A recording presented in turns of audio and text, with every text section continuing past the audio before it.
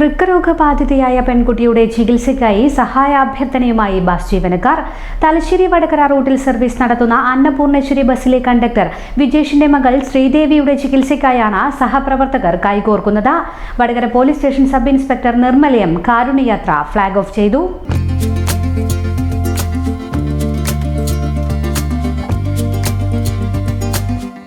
അന്നപൂർണേശ്വരി നിതാര ബസ്സുകളാണ് ആദ്യ ദിനം കാരുണ്യയാത്ര നടത്തിയത്. 2 കിഡ്നികളും തകരാറിലായ ശ്രീദേവിയുടെ തുടർ ചികിത്സയ്ക്കായി കടുത്ത സാമ്പത്തിക പ്രയാസമാണ് കുടുംബം നേരിടുന്നത്. കുട്ടിയുടെ ജീവൻ രക്ഷിക്കാനുള്ള ചികിത്സാ ഫണ്ട് കണ്ടെത്തുന്നതിനായി തലശ്ശേരി വടകര റൂട്ടിൽ സർവീസ് നടത്തുന്ന ബസ്സുകൾ കേന്ദ്രീകരിച്ചാണ് കാരുണ്യയാത്ര നടത്തുന്നത്.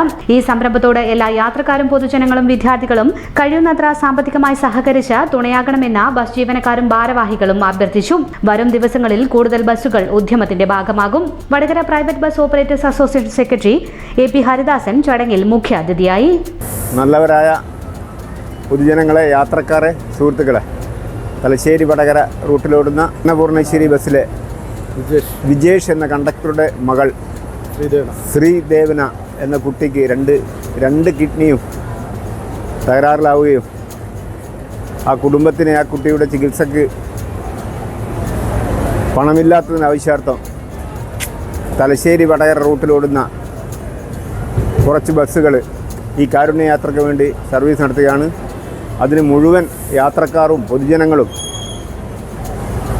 മറ്റ് വിദ്യാർത്ഥി സമൂഹങ്ങളും നാനാ സമൂഹങ്ങളും അകമഴിഞ്ഞ് സഹായിക്കണമെന്ന് മാത്രമാണ് ഞങ്ങൾക്ക് ആവശ്യപ്പെടാനുള്ളത്.